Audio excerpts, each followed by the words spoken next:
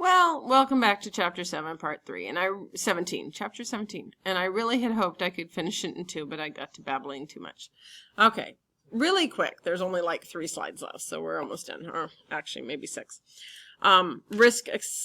Acceptance, like what are the levels of risk? And I was talking about this in the next one. Some of things are considered high risk, low risk, very low risk, and then a mixed risk. Like, some of your breast cancers that are genetic, it depends on, if your family has it. If it's then the genetics in your family, then you are much more likely to get it than not. So it depends. It depends on the individual. So within the population, it's a mixed risk.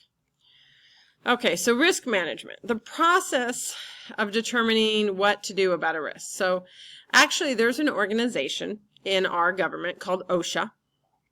It's OSHA.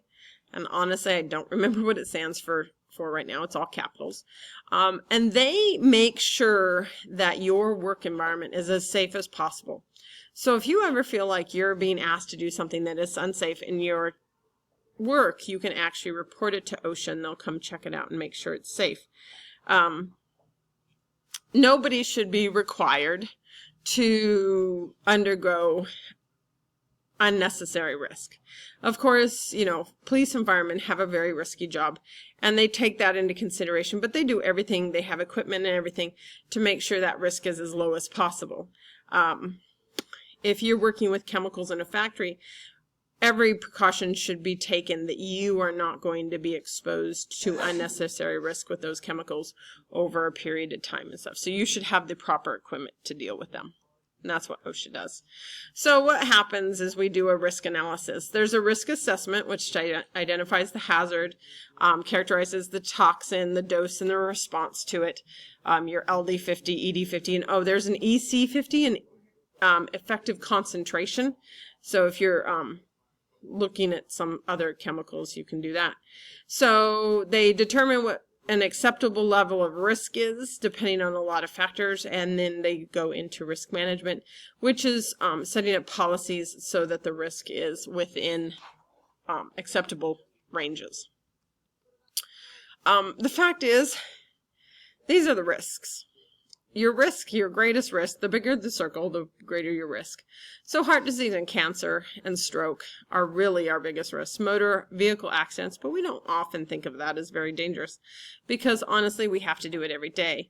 We're much more concerned with like airplane crashes, and that's actually, you're more likely to be killed in a bicycle accident than on an airplane.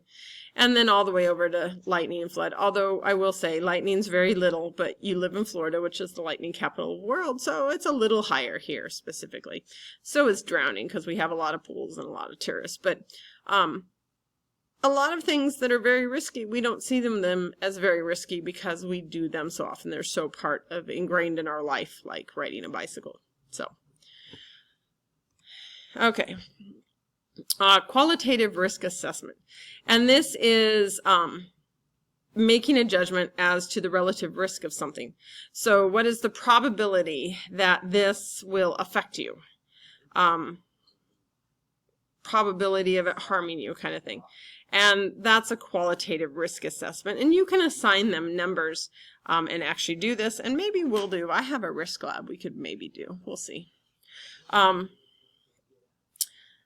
Qualitative things are much better, putting a number on something. So risk equals the probability of it being exposed but to the hazard times the probability of being harmed if exposed. And together they can give us a risk factor. Stockholm Convention, you should be aware of this and what it is and not confuse it with other things. But the Stockholm Convention occurred in 2001, and it was part of the United Nations. 127 nations showed up and basically restricted the global use of some chemicals. They banned 12 chemicals, or they are to be phased out. These include DDT, the PCBs, which are in plastics, and some other chemicals that are byproducts of manufacturing processes.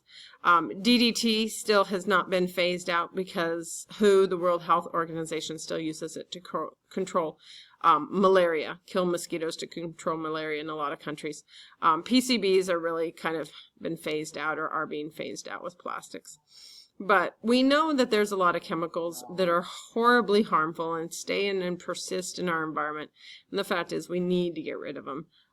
There's got to be safer alternatives out there. And if we find them, it'll be much better. So that wraps up chapter 17. Hope you learn more about human health.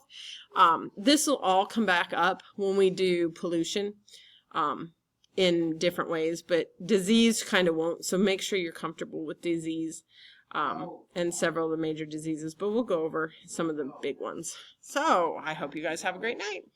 Bye.